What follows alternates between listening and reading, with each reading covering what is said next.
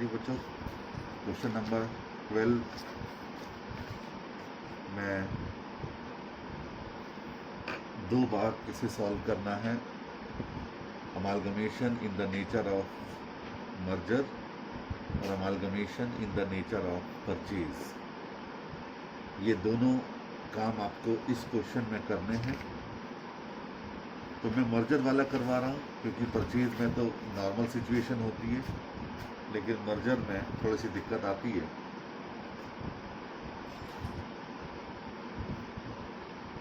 तो वो मैं करवाता हूँ। हमेशा ध्यान रखिए, कुछ पॉइंट्स हैं जो आपको हर क्वेश्चन करते वक्त ध्यान में रखने होंगे। पहला पॉइंट ये है कि सबसे पहले ये देखो कि क्वेश्चन मर्जर का है या परचेज का है।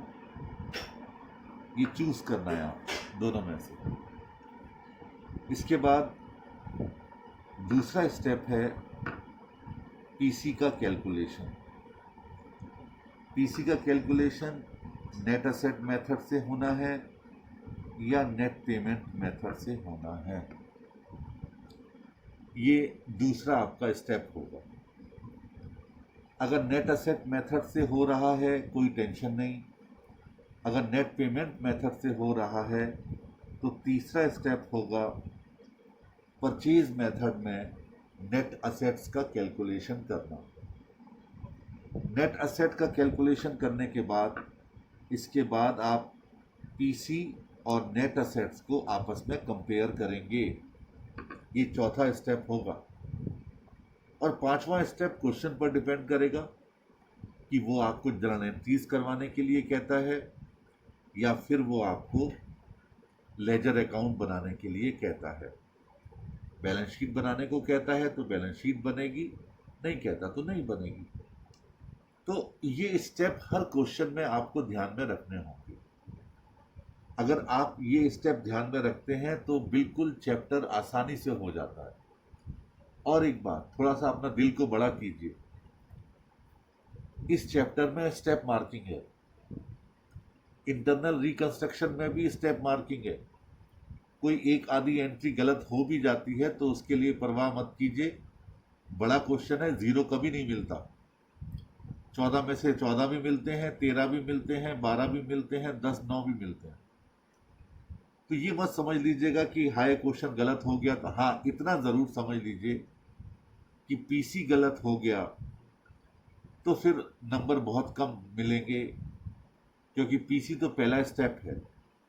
लेकिन एंट्रीज में कहीं कुछ छोटी मोटी गलती रह जाती है तो एक आध नंबर कटेगा, उसमें ज़्यादा नहीं करता है। तो हर तरीके से मान के चलिएगा कि आप इस चैप्टर में अच्छे मार्क्स ले सकते हैं। देखिए क्वेश्चन नंबर 12 क्या कहता है। The following are the balance sheet of Alpha and Ambuja Limited as at 31 March 2001। एक बात और ध्यान रखिए, डेट पर विशेष ध्यान होता है। बैलेंस शीट कब की है और अमालगमेशन कब हो रहा है, अगर डेट सेम है या एक दिन का फर्क है फिर तो कोई प्रॉब्लम नहीं। लेकिन अगर 3 महीने या 6 महीने का फर्क है तो ये मान के चलिएगा कि आपको वहाँ 3 महीने या 6 महीने का रिजल्ट पहले इनकॉर्पोरेट करना पड़ेगा, उसके बाद ही आप अमालगमेशन कर सकते हैं। ये छोटी छोटी बातें हैं जो इस चैप्टर में आपको ध्यान में रखनी है। अब देखिए, कहता है ऑन 1 अप्रैल 2001 यानी 31 मार्च की बैलेंस शीट है और अगले ही दिन आपसे बात की जा रही है। Alpha Limited takes over Ambuja Limited on the following terms. यानी अंबुजा लिमिटेड ट्रांसफरर कंपनी है और अल्फा लिमिटेड ट्रांसफरी कंपनी है।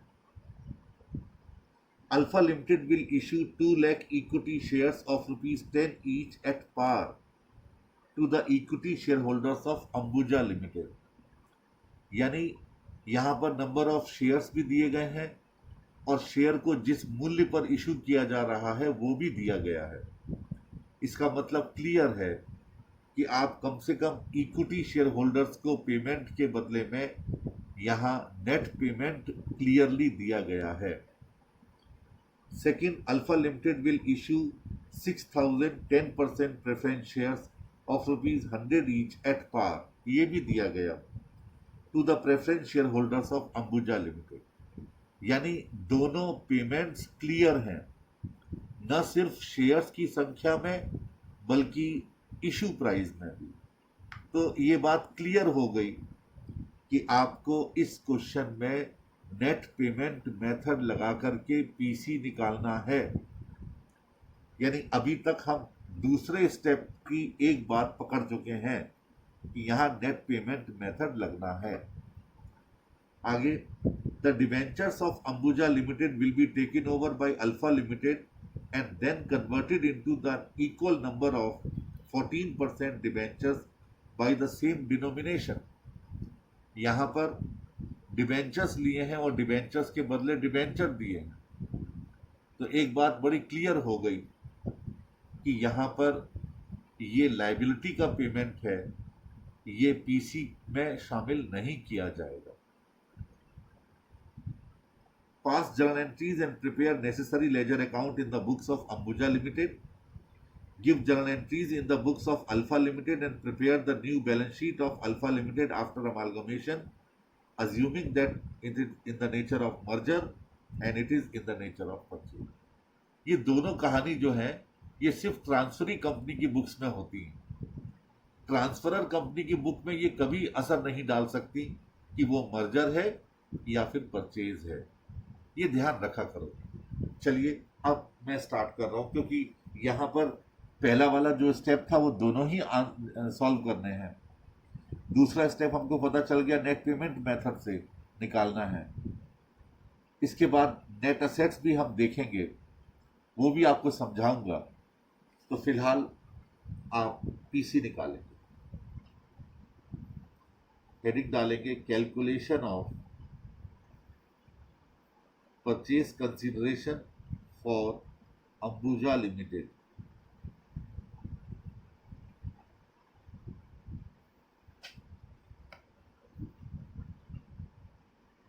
सबसे पहले इक्विटी शेयर होल्डर्स को आप क्या पेमेंट कर रहे हैं, डैश लगाकर लिखिए 2 लाख शेयर्स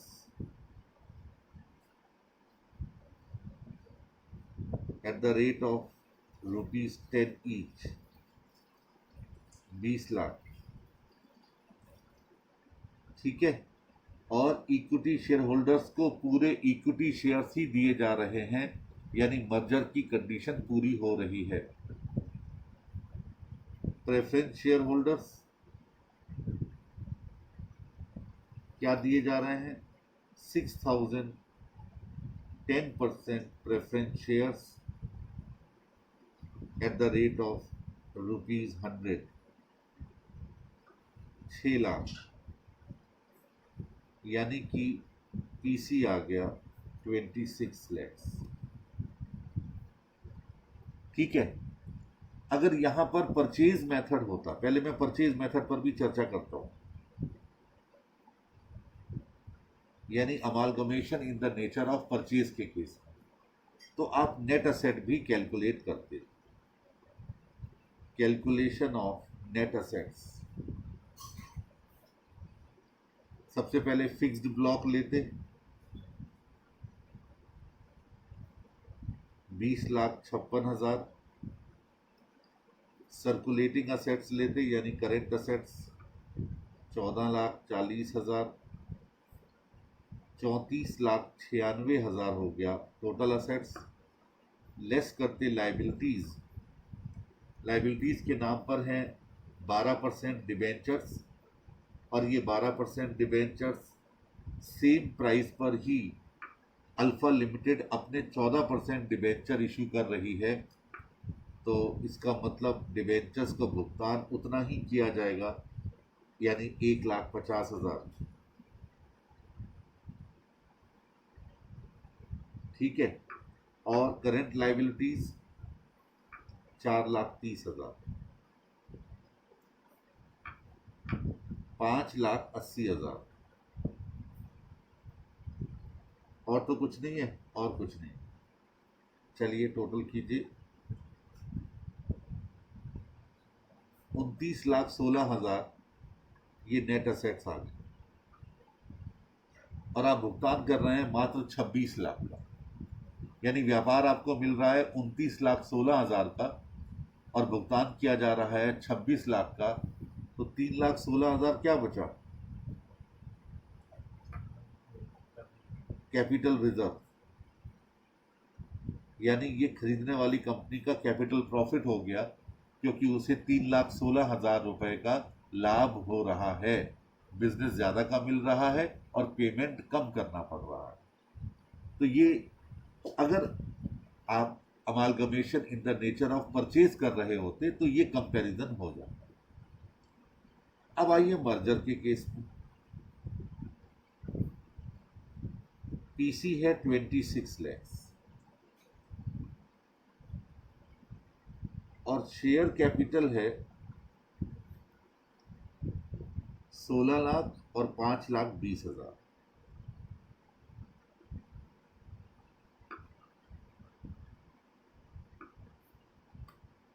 प्रेफरेंस शेयर्स भी हैं और इक्विटी शेयर्स भी हैं, तो 21,20,000 ये शेयर कैपिटल है। यानी इसका मतलब आप 4,80,000 रुपए उनको ज्यादा दे रहे हैं, उनकी शेयर कैपिटल से ज्यादा दे रहे हैं। कितना? 4,80,000 रुपए। अब मैंने आपसे कहा था कि जितने भी रिजर्व्स होते हैं वो सारे के सारे रिजर्व्स खोले जाते हैं मर्जर के केस में।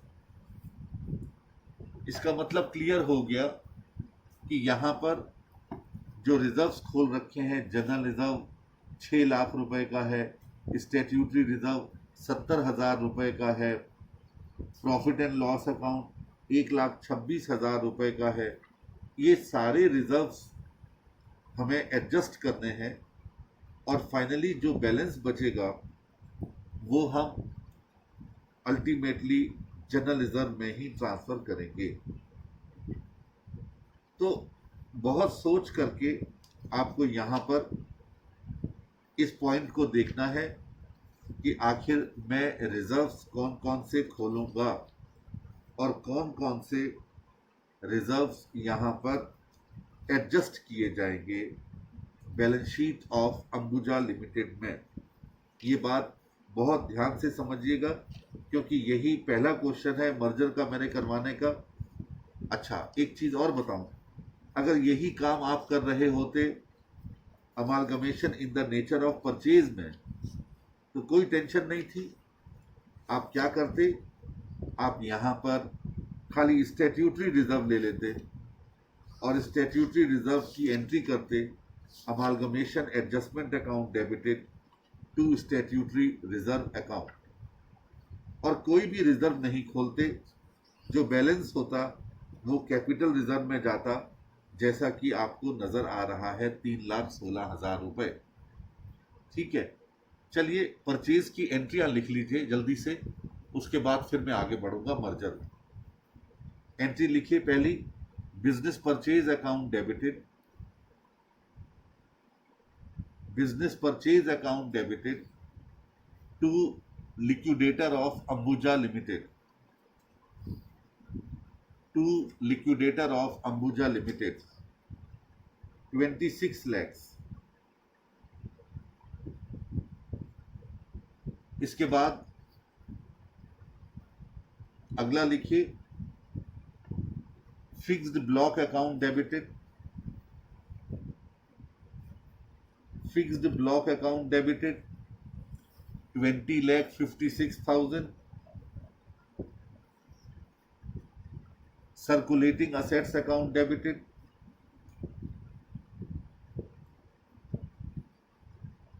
14,40,000।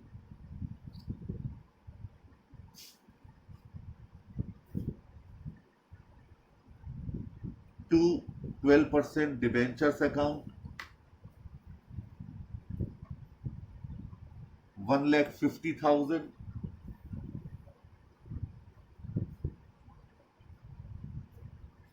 to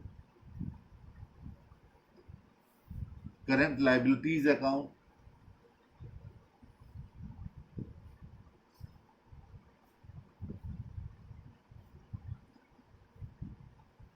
4,30,000 to business purchase account,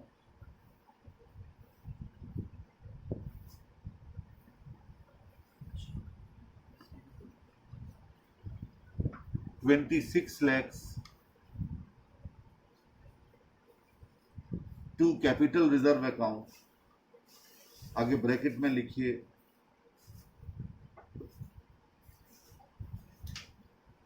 balancing figure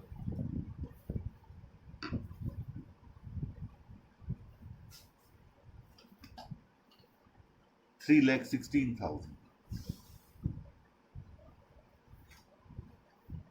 तीसरी entry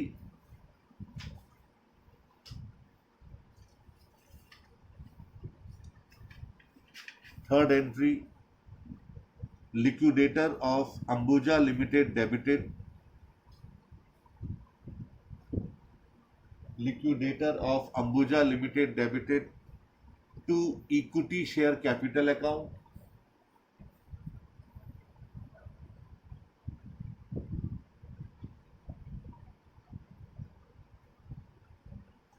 to security premium account,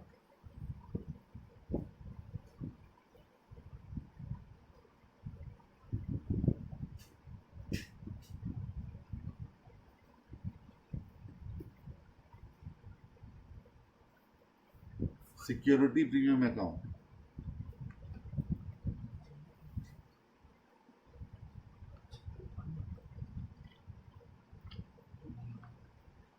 ठीक है। ये एक मिनट दोबारा जरा, मैंने क्या एंट्री बोल दी, गलत बोल गया शायद मैं। एंट्री थी liquidator of Ambuja Limited debited to equity share capital account to 10% preference share capital account. Security premium मेरे मुंह से शायद गलत निकल गया। 20 लाख और 6 लाख टोटल 26 लाख।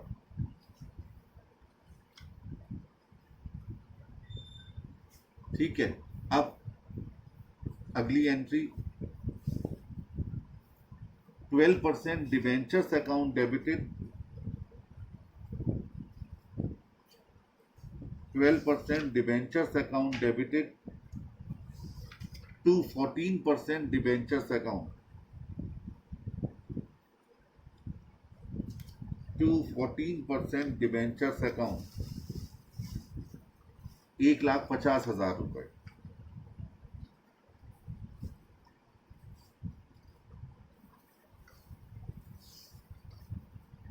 बस यही एंट्रीज करनी थी इन the books of alpha limited in respect of amalgamation in the nature of purchase।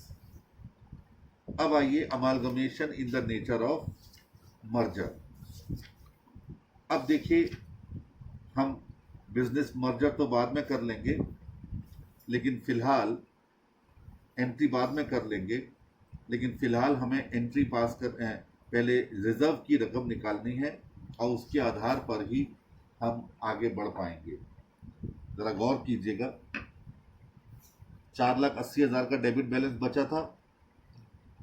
इसमें स्टैट्यूटरी रिजर्व तो एज इट इज दिखा देंगे हम, कितने के, 70,000 के। इसके बाद प्रॉफिट एंड लॉस 1,26,000 था और जनरल रिजर्व 6 लाख था।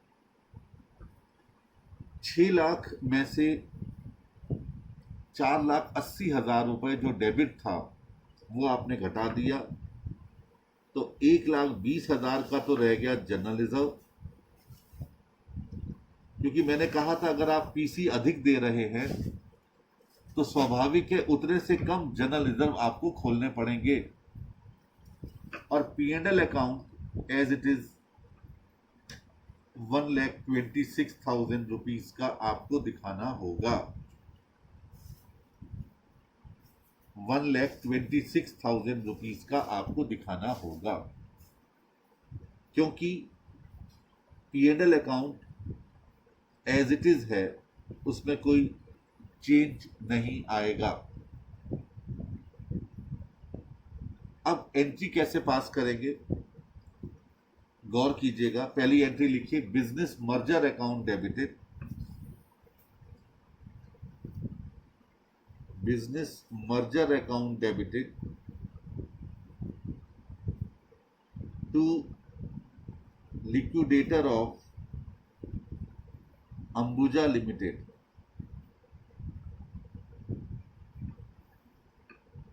और वो 26 लाख से आपने एंट्री पास की। ठीक हो गया। अब इसके बाद अगली entry fixed block debited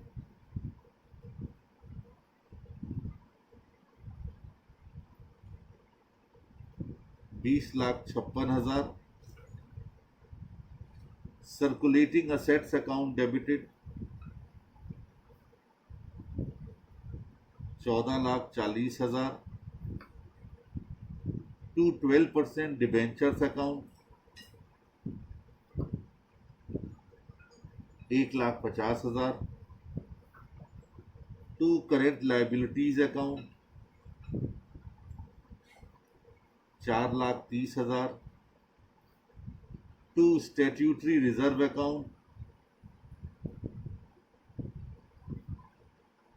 70,000 to P&L account 1,26,000। एक लाइन छोड़ दीजिए, to business merger account 26 lakh, और जो लाइन छोड़ी थी वहां लिख दीजिए टू जनरल रिजर्व ब्रैकेट में बैलेंसिंग फिगर। अब डेबिट साइड के टोटल में से क्रेडिट घटा करके बैलेंसिंग फिगर दिखा दीजिए। निकालिए कितना आया। क्या 50,000?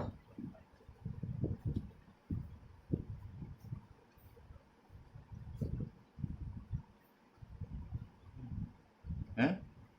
50,000 रुपए आ गए। ये बैलेंसिंग फिगर आ गई। आप कहेंगे सर आपने एक 20 क्यों लिखा था यहाँ पर? क्योंकि 70,000 स्टैट्यूटरी रिजर्व का हम लेस करना यहाँ भूल गए थे, तो ये 50,000 ये आ गया। ये दूसरी एंट्री हो गई इन the books of alpha limited for merger. तीसरी एंट्री सेम जो आपने वहां पास की थी परचेज में पेमेंट करने वाली। चौथी एंट्री सेम डिबेंचर्स को पेमेंट करने वाली। और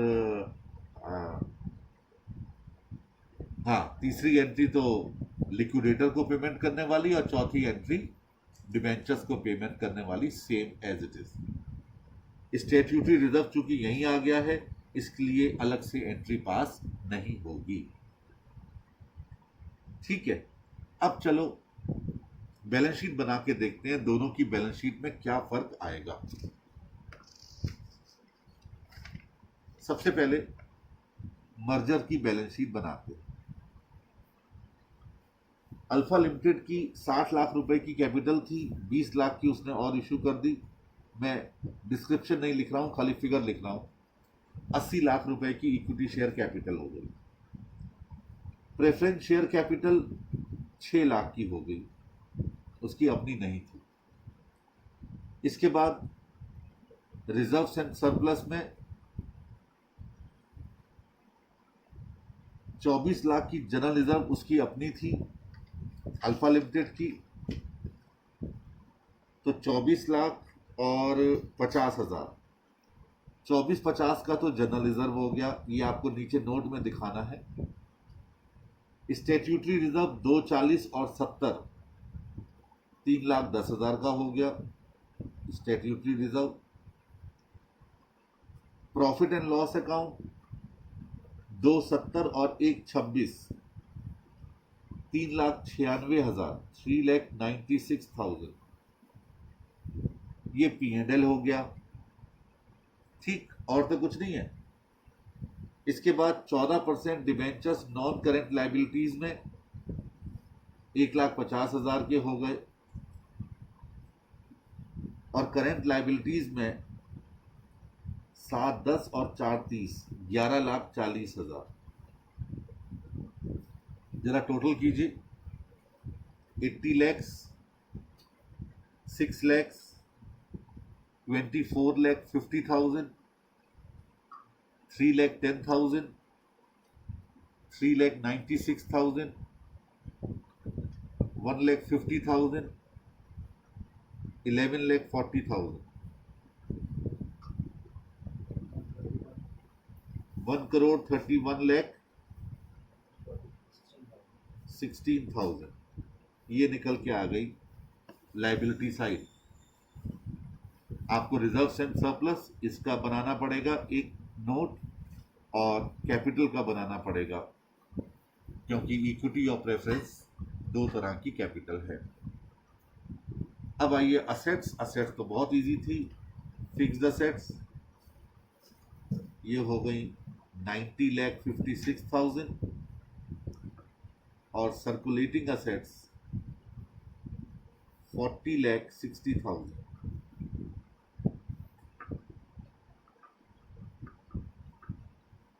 ये लीजिए 1,31,16,000। ठीक हो गया। तो ये तो आ गया मर्जर का केस। अब आइए परचेज का केस। परचेज वाले केस में क्या होगा साहब? परचेज वाले केस में असेट्स पर तो कोई असर आना नहीं चाहिए। असेट्स पर तो कोई असर आना नहीं चाहिए। जरा गौर कीजिएगा, कैपिटल एज इट इज आ गई 86 लाख की।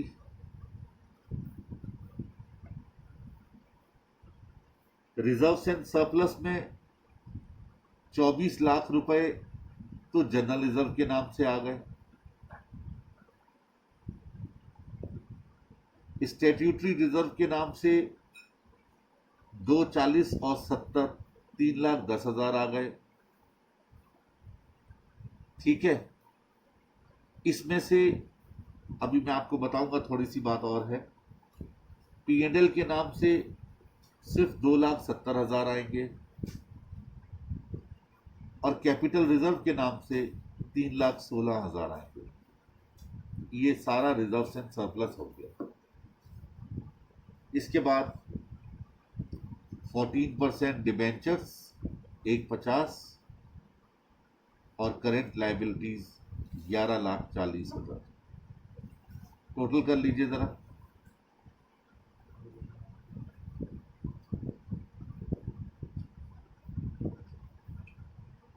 $86 लाख, 24 lakhs, 3,10,000, 2,70,000, 3,16,000, 1,50,000, 11,40,000 है। 1,50,000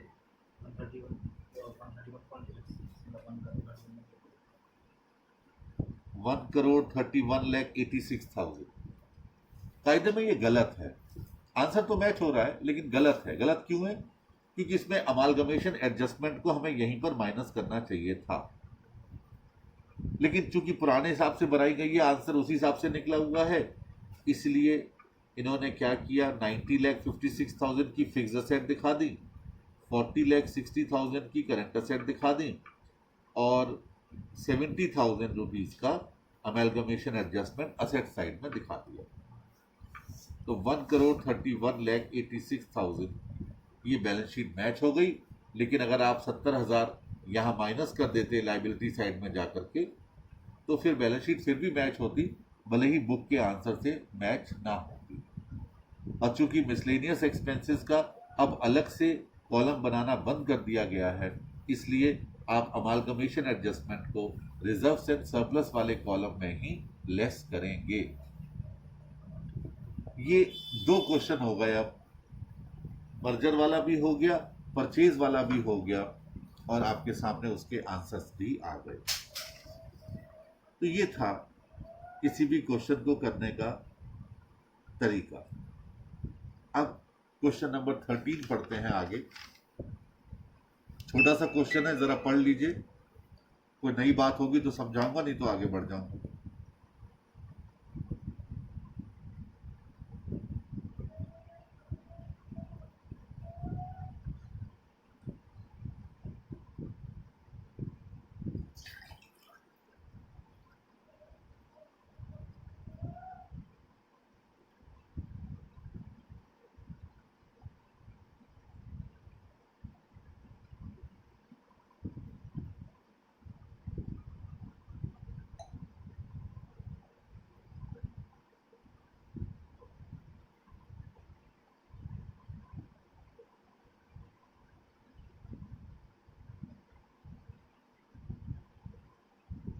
देखिए इस क्वेश्चन में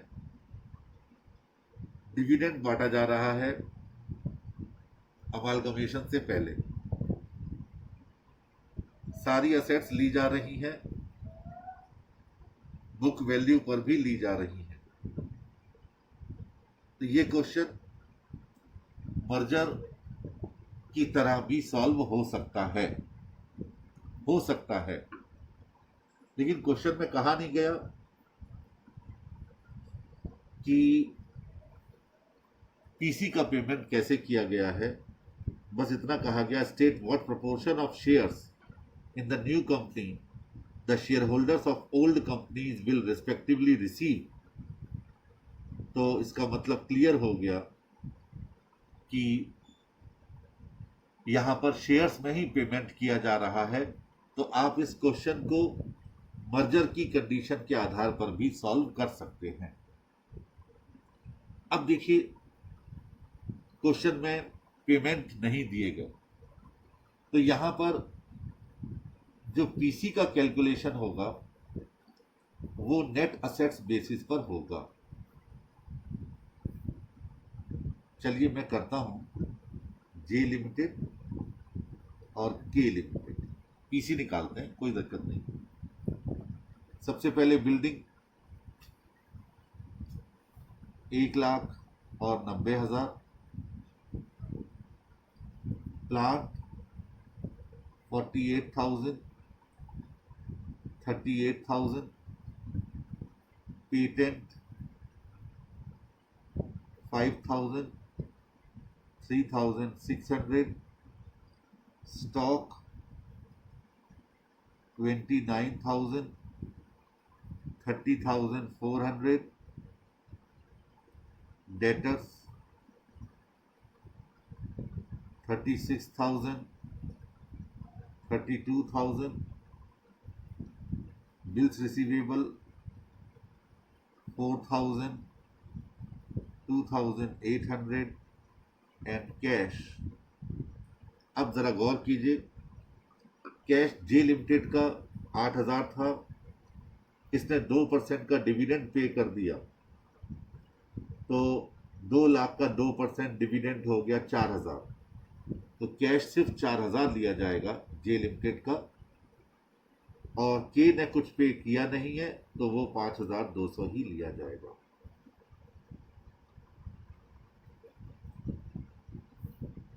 के लिमिटेड की तो आ गई 2,02,000 एज इट इज, और जे लिमिटेड की 4,000 कम कर दीजिए तो 2,26,000। अब इसमें से लाइबिलिटीज घटा दीजिए, सिर्फ क्रेडिटर्स हैं 6,000 रुपए के जे लिमिटेड के और 2,000 के लिमिटेड के। तो 2,20,000 जे लिमिटेड का आ गया नेट असेट्स, और 2 लाख रुपए के लिमिटेड के आ गए नेट असेट्स। आप लिखेंगे net assets being purchase consideration, net assets being purchase consideration. अब इस क्वेश्चन में कहा गया था कि किस किस रेशियो में उनको शेयर्स मिलेंगे। तो 11:10 के रेशियो में मिलेंगे, क्योंकि इसकी 2,20,000 है और इसकी 2 लाख है, तो इसी रेशियो में उनको नई कंपनी जेके लिमिटेड शेयर्स इशू करेगी, यानी 11:10 के रेशियो में। ये था क्वेश्चन नंबर 13 का पीसी। आगे की कार्रवाई आप शायद खुद कर सकते हैं। नई कंपनी में बैलेंस शीट बनानी है और नई कंपनी में एंट्रीज भी पास करनी है। चलिए क्वेश्चन नंबर 14 करते हैं। एक बार जरा ध्यान से पढ़ लीजिए, तब तक मैं थोड़ा पानी पी लेता हूं।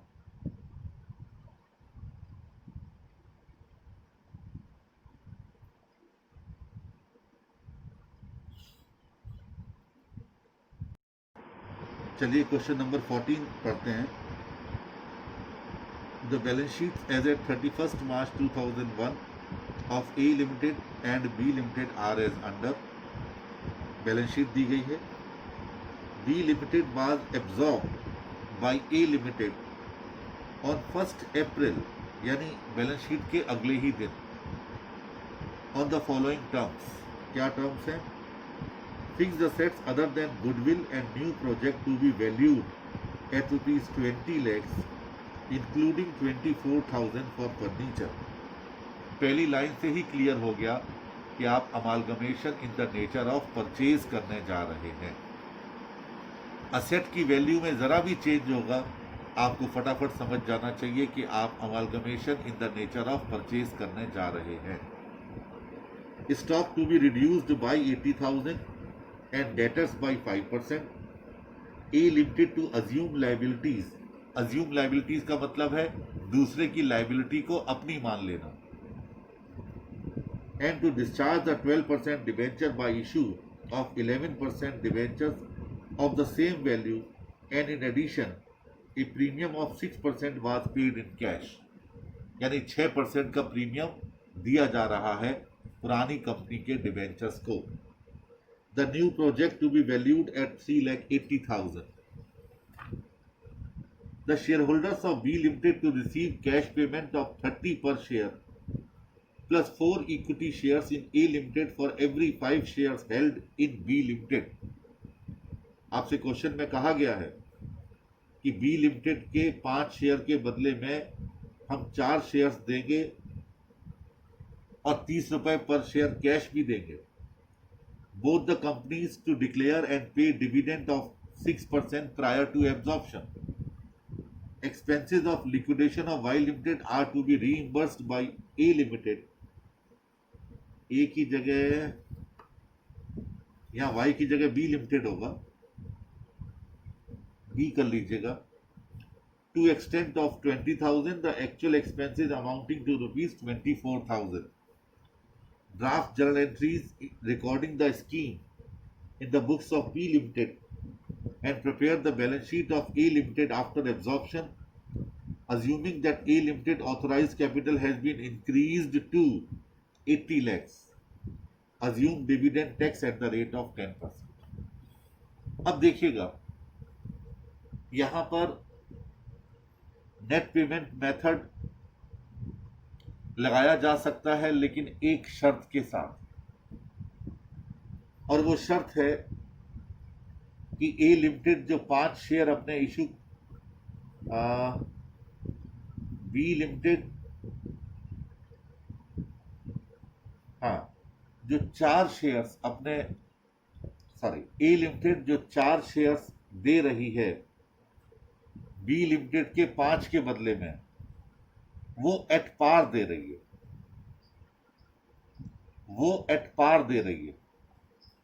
अगर हम ये अज्यूम कर लें तो यहां नेट पेमेंट मेथड लगाया जा सकता है बहुत आसानी से पीसी निकालने के लिए, लेकिन एक लाइन का नोट देना पड़ेगा। अगर आप एक लाइन का नोट नहीं देंगे तो गड़बड़ हो जाएगी। आप कैसे मान रहे हैं कि फेस वैल्यू पर ही शेयर्स को इशू किया गया है? फिर वहां पर नेट एसेट मेथड लगाना पड़ेगा। तो थोड़ा सा ये बात ध्यान में रख करके हमें चलना पड़ेगा, क्योंकि यहां पर स्वैप रेशियो तो दिया गया, कहता 30 रुपए पर शेयर हम कैश पेमेंट कर रहे हैं और 4 शेयर्स दे रहे हैं ए लिमिटेड में 5 के बदले में। तो अगर आप कैलकुलेशन ऑफ पीसी करते हैं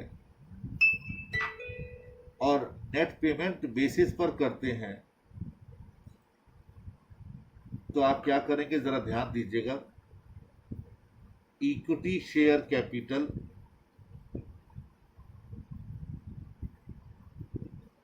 बी लिमिटेड में कितने शेयर्स थे? 20,000। 20,000 divided by 5 into 4, 16,000 shares at the rate of 100 rupees each. 100 का शेयर है तो 16 लाख प्लस कैश 20,000 इंटू 30,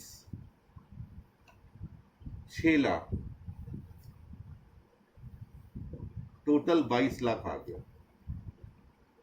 नीचे लिखिए अज्यूमशन,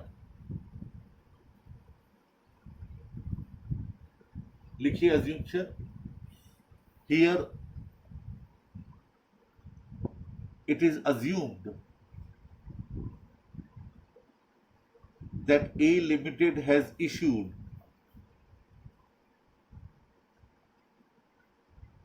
its shares at par value,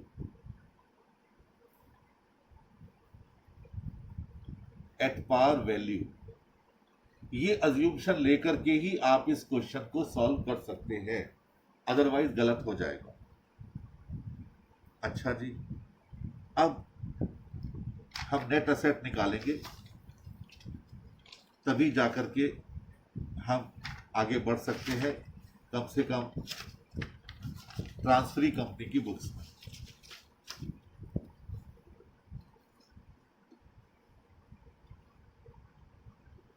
ये लीजिए, कैलकुलेशन ऑफ नेट असेट्स, किसकी? बी लिमिटेड की। सबसे पहले उसने कहा था fixed assets other than goodwill and new project to be valued at 20 lakhs including 24,000 for furniture. लिखिए fixed assets 20 lakhs minus 24,000, 19,76,000। Furniture 24,000। आपको अलग अलग दिखाना है दोनों चीजें, ठीक हो गया। इसके बाद उसने कहा था स्टॉक, लेकिन यहां देखिए गुडविल, गुडविल के बाद बिल्डिंग्स, मशीनरीज इसी में आ गई फिक्स्ड असेट में, फर्नीचर आ गया। एक्सपेंडिचर ऑन न्यू प्रोजेक्ट,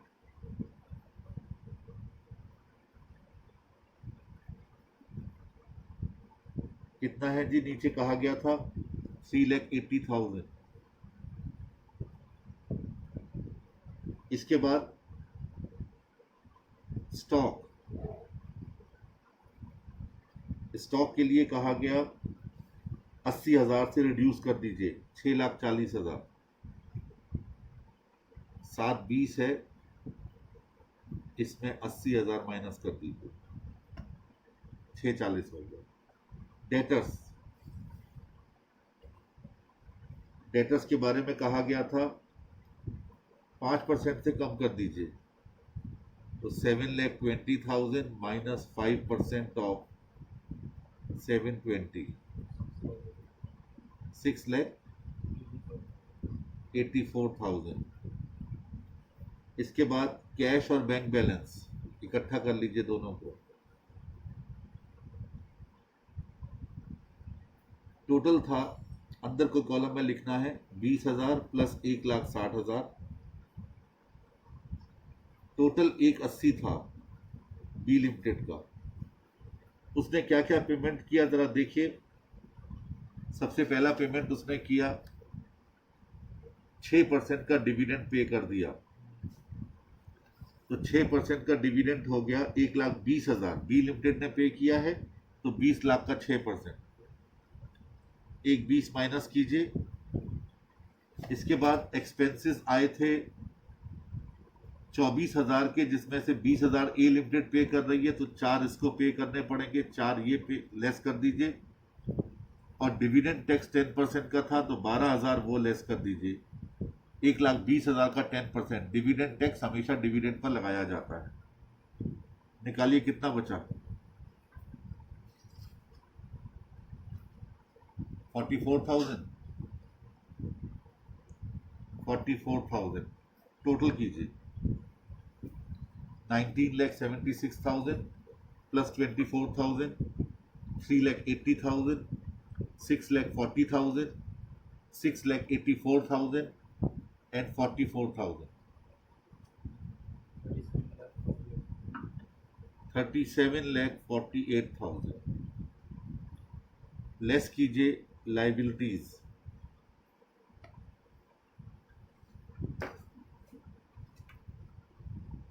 देखिए लायबिलिटीज के नाम पर 12% डिबेंचर्स हैं। ये 12 लाख के थे लेकिन 6% इस पर प्रीमियम दिया जा रहा है, तो 12,72,000, 12 lakhs प्लस 72,000। इसके बाद क्रेडिटर्स थे 3,80,000। टोटल कर लीजिए,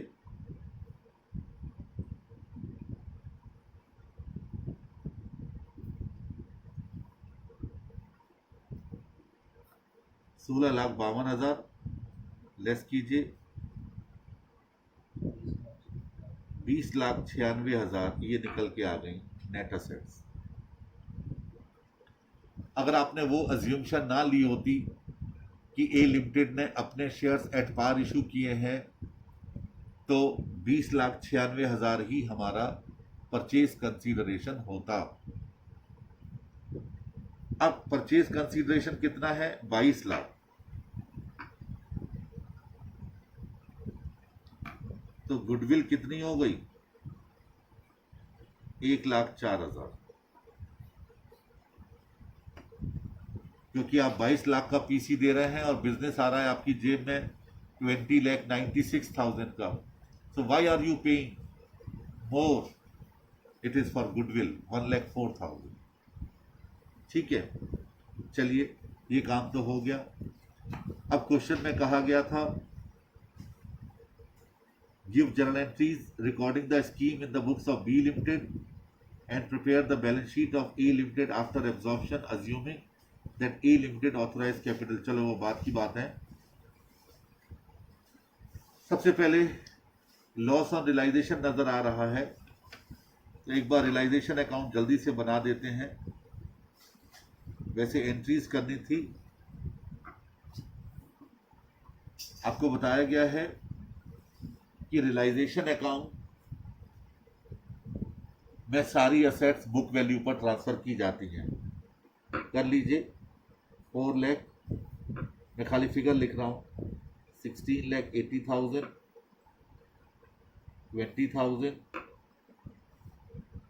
3 lakhs, 720, 720, 44,000 जो कैश बचा हुआ था, और 4,000 के खर्चे रियलाइजेशन एक्सपेंसेस डेबिट साइड में, रिजोल्यूशन एक्सपेंसेस। इसके बाद क्रेडिट साइड में 12 लाख के डिबेंचर्स, 3,80,000 रुपए के क्रेडिटर्स और 22 लाख का पीसी। निकालिए कितना आंसर आया। डेबिट साइड टोटल पहले कर लीजिएगा, 4 लाख, 16,80,000, 20,000, 3 लाख, 7,20,000,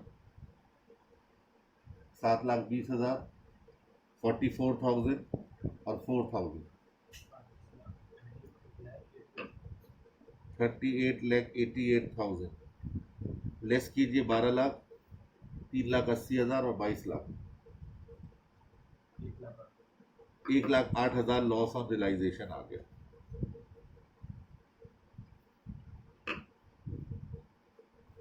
यानी आंसर बिल्कुल मैच कर गया।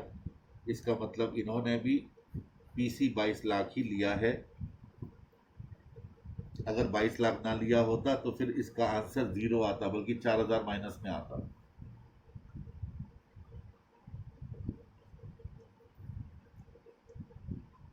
ये था क्वेश्चन नंबर 14। अब इसके बाद बैलेंस शीट बनानी है आपको ए लिमिटेड में, तो बना लीजिएगा। मैंने इसलिए ये क्वेश्चन कंटिन्यूअसली करवाए हैं जिससे आपका फ्लो बने इस चैप्टर में, लेकिन हर क्वेश्चन में कुछ ना कुछ नया ज़रूर आता है, ये ध्यान रखिएगा। तो अभी आप कोई 2-4 छोटे क्वेश्चंस करने का प्रयास कीजिएगा, जैसे क्वेश्चन नंबर 21 है, क्वेश्चन नंबर 20 है। इनका पीसी निकाल लीजिए, फटाफट इनके आंसर्स निकाल लीजिएगा। ठीक है, तो ये स्टडी मटेरियल के 1-2 क्वेश्चन और दिए गए हैं। क्वेश्चन नंबर 17 ट्राई कर सकते हैं, तो 3-4 क्वेश्चन ट्राई करेंगे तो इस चैप्टर में फ्लो आ जाएगा और उसके बाद फिर आप दौड़ना शुरू हो जाएंगे। बाकी अगले लेक्चर में। That's all.